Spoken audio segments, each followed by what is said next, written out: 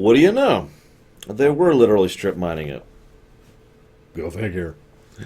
Friggin' Geld. Good thing we killed them horribly several episodes ago. I mean, like, retroactively realizing that they were the bad guys. It's funny, for how horrible they are and how casual we are about killing them, you'd think we would have just killed the captain. I'm sorry to sound horrible here, and I know we had that whole thing about how Saw is wrong and blah, blah, blah. But you just took over this captain, who is apparently Seth Green, and it is Seth Green, right? It certainly sounded like him. And he just causes nothing but trouble for them. And in the end, he tumbles back and falls into a horrible, horrible death. You could have just chopped his head off, or vaporized him, or something. God, people think.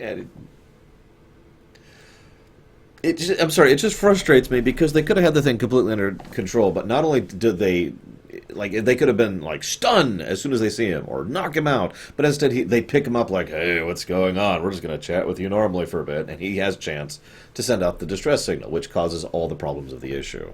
Then, when he's actually on the comp with the Mining Guild, they fail to actually properly restrain him, so he makes things even worse.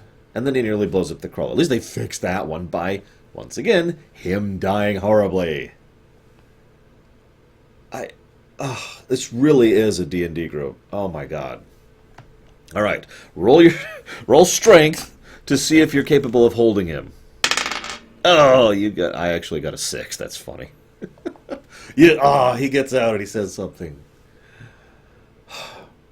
So anywho, it is nice to see Vizago again. I'm glad he lived. I'm glad they didn't execute him. And I'm glad that we rescued him. No, I really am. It's a nice touch. Vizago is always one of the more, leaning towards helpful, neutral, smuggler types rather than, leaning towards unhelpful types. That's a very common thing in Star Wars. The neutral gradient usually leans in one direction or another. You've got your Han Solos, and then you've got your Mining Guild. I was going to use a specific guy, but I can't think of his name. He was in the Thrawn trilogy, and he was a jackass. But anyways... So they fight, and they fight, and they fight, and they fight. There's a lot of action in this episode, and as usual, I don't have much to say about action bits. Although there are some good feel stuff, and you'll notice that this is still... Everything is kind of still moving in the direction of this big confrontation. It's something they hinted at and hyped up several times back in Season 3. The Siege of Lothal, the liberation of Lothal. And once again, you could see why this is relevant. While it is just one planet, it is a planet of significance, as I discussed last episode. And of course, it's the planet that we are most invested in because we've been following these characters, and they're, well, one of them is from Lothal. But functionally, this group is from Lothal. They spent the entire first season on planet, for God's sakes. So you can see why we would be invested in this, and why, narratively speaking, it should happen. But it also makes sense, as I said. It's very tightly written. I'm very impressed with the writing of this show. I mean, it has its issues. Of course it does. They also mentioned Protocol 13, the total evacuation of all Imperial personnel from a planet. That's not a good sign.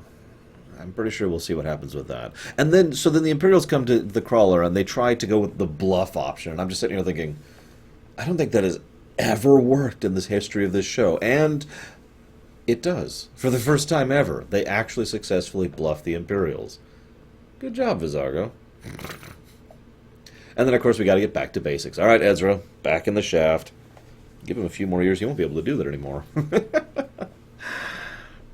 So, yeah, all the pieces are coming together for the big assault in Lothal. Not next episode, but soon. I'm pretty sure, actually, it's like the last episode. I could be wrong about that. Anyways, I did have one last thing I wanted to mention in brief here. And that's the fact that I find myself wondering how much of the construction of this show was dynamic, was improv, and how much of it was planned out.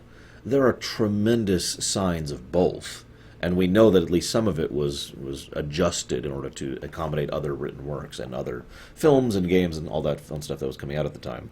But again, it feels like they had at least a bare-bones structure planned out for this show, making this one of the most Babylon 5 shows I've seen when it comes to other works of fiction in quite some time. Maybe that's part of why I like it so much. If anybody knows, feel free to mention in the comments, because these guys just could be really good at improv. That is possible, too. Either way, I'll see you next time for the totally gonna happen liberation of Lothal.